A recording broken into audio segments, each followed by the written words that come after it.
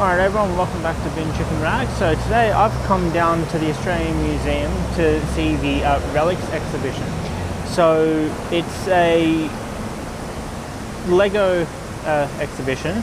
They happen frequently here, but they've teamed up with two former Lego Masters contestants to kind of weave throughout a story of what if we disappeared and then Lego people took over and the minifigs took over, and what would it look like if they built on some of our old relics.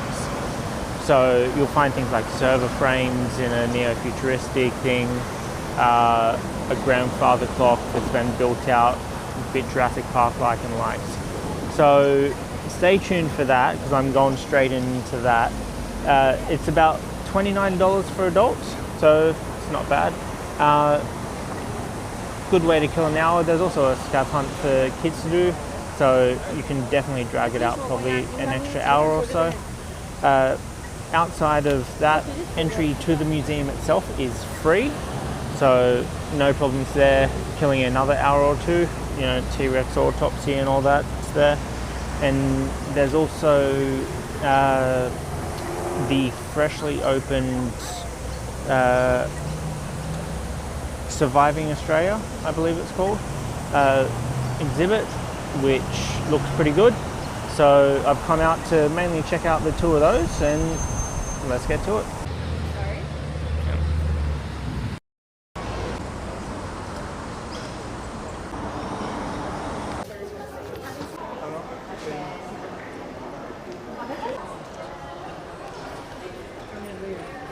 Oh.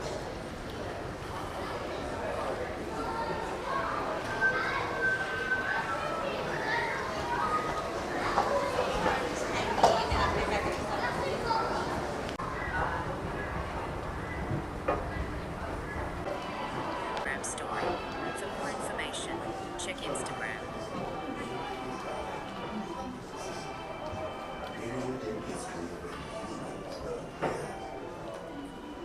Anthropocene. Seems like a funny word, doesn't it? Well, it refers to a time long ago when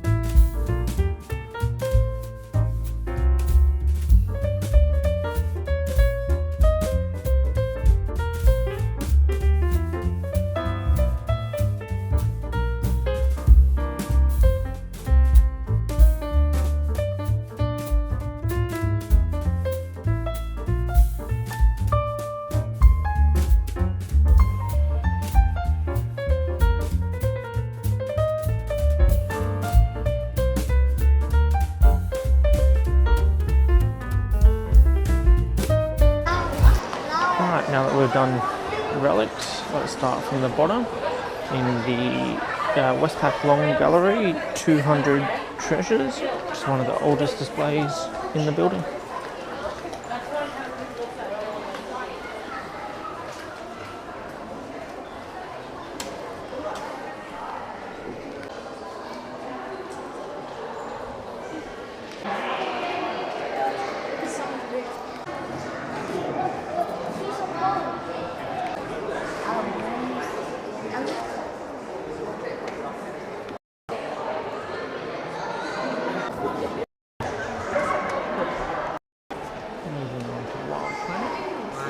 So the back half that normally houses, I think it's an elephant, seems to be closed, but long neck doggo, or long neck horse, goat, long neck goat.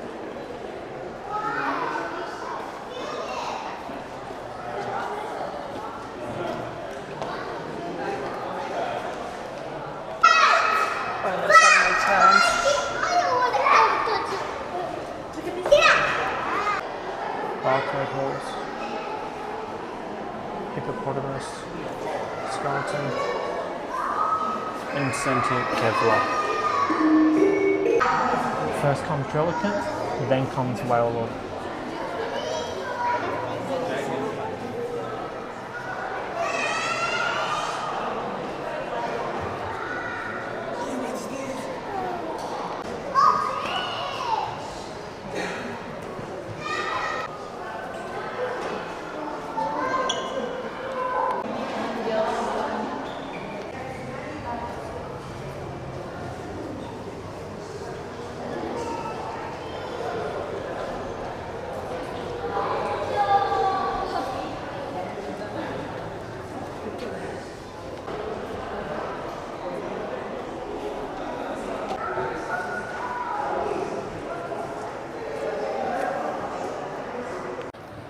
First Nations Gallery has a really cool giant fish.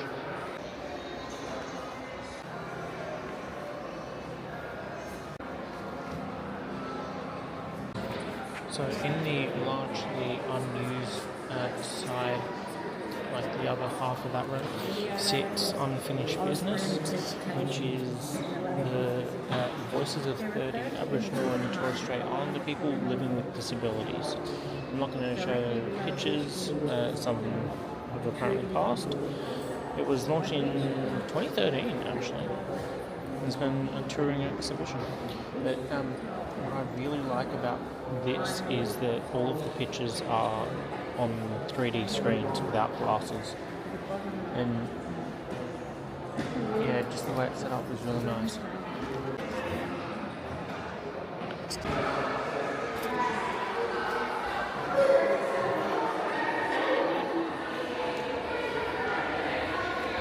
This is easily one of my favorite exhibits here.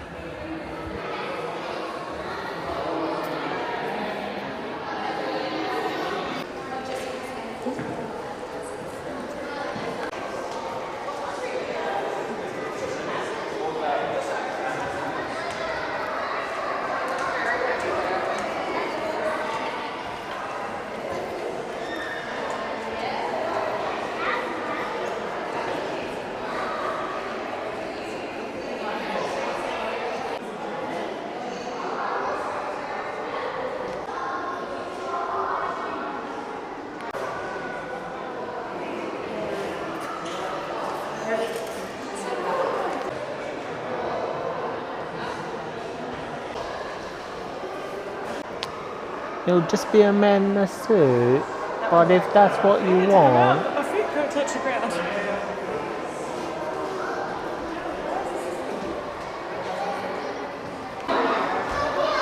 One thing I really like about this is the background, it's just Bunya Pines. So Surviving Australia is the museum's newest gallery. They've completely redone the old area where the Diprotodon and all that was. And that's what we've got now. So it turns out a few million years ago we used to have kangaroos that lived in the rainforest. I like that. effects display. I really like this gallery's strong use of megaforming. Tiger. I've broken the Diplodon out of its weird little cage that I had before.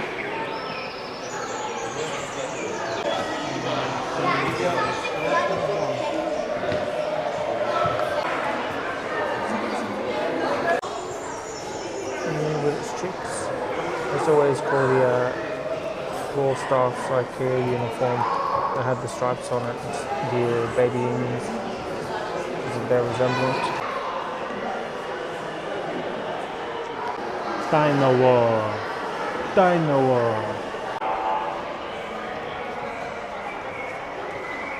I can't see it.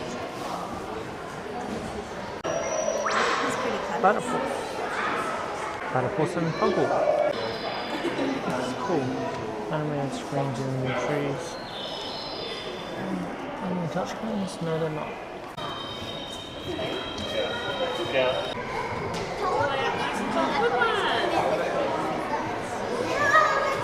You had your turn. Dragon hold, Charlie. This is really nice.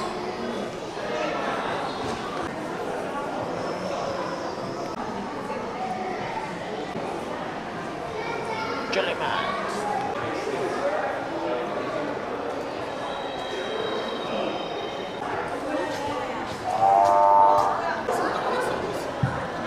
One thing I like about this is the blue bottle. There's this little Port Jackson egg.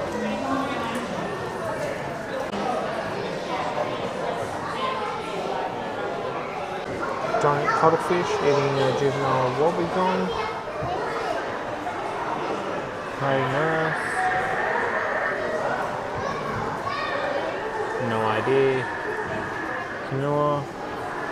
And the living seawall stuff that I mentioned videos ago, and another little cuttlefish in front of it. It's a mantis shrimp. This is cool, it's like a little research station.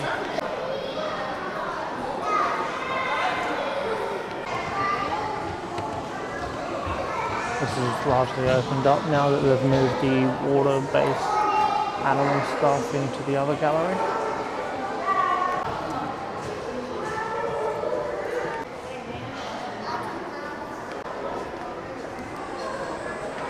This little alcove takes us straight down to the eatery.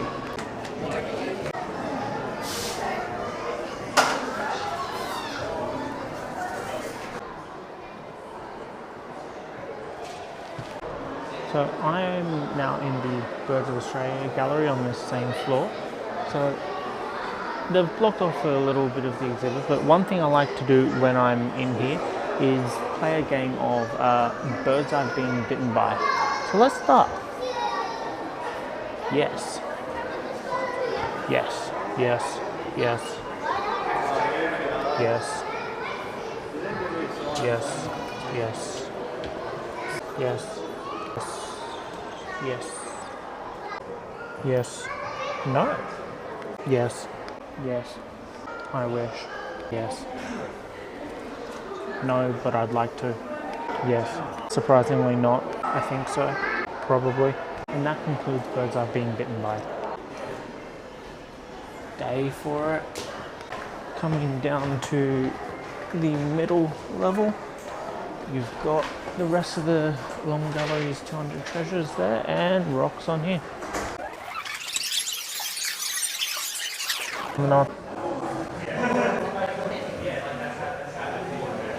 Found the Nazi stone. So a bit of history on that. Luke from my early videos got into an argument with someone on a post I put up about the Vegemite chocolate 10 years ago. And now every time we walk into a museum that has a rocks and minerals gallery, don't say a word. We just immediately go looking for fluorite because this girl went loco over it.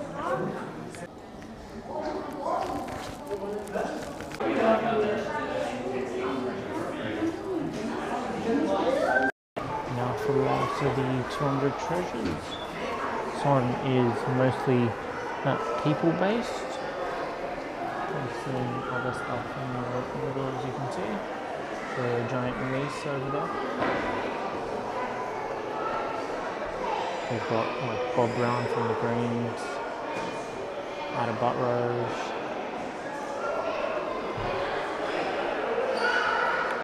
This is a big one for me. So this is David Flay. So he was a zookeeper and naturalist. He helped pioneer captive breeding of endangered animals like the Regent's honeyeater. He established the Healesville Sanctuary, which I believe he was then fired from for suggesting that animals should have their kind of like natural meals in captivity like we do now. So then he moved up to Queensland and opened Flay's Wildlife Park, which is now run by the Queensland State Government. But in that time, he was also the first person to successfully breed a platypus in captivity, and he also took the last known photo of the last Tasmanian tiger in 1933. For the Pokemon is Kabuto. For the Parallax fans, welcome. Why does Sir Henry Parkes look like he's simultaneously heard the dumbest shit in the world and smelled the smelliest thing at the same time? Geographic map of Sydney. Don't know how to scale it is. And it's the whole state of New South Wales. Okay, so this is an elk and not a meese. Yeah! I never noticed this when I'd come here previously. The last gallery is the Nature Photographer of the Year from last year.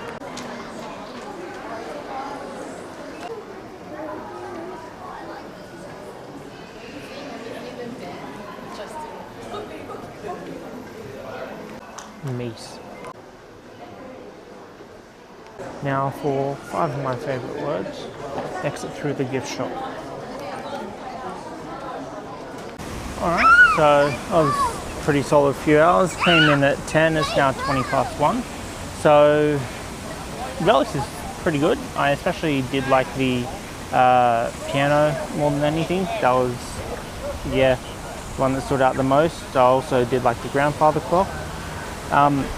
Yeah, so pretty solid exhibition. Come check it out. It's only open for another week though, so the 1st of February is its final day. Yeah, so don't know where it's going next or if it's going anywhere, so definitely come check it out. Only $29 for adults, less than that for kids, so won't dent the pocket too much, but you also get, you know, the rest of the museum for free. So even if you just want to come down for that, check out the new Surviving Australia gallery. That looks really good, and I do actually enjoy the minimalism that they've gone for this, which is pretty rare for me. But they've done really, really good job with that, and of course the Dino Wars are still there. But yeah, all in all, pretty solid. Great way to kill a day like, you know, last weekend out, or even if it's hot, just come out and check it out. But yeah, I'm gonna leave you there. Please don't forget to, you know, like, comment, and please subscribe, because it does help. I do want to do some bigger, grander things this year, and having more eyes to view my stuff does really help. But yeah, I'm going to leave you with a blooper, and don't forget to touch the native grass.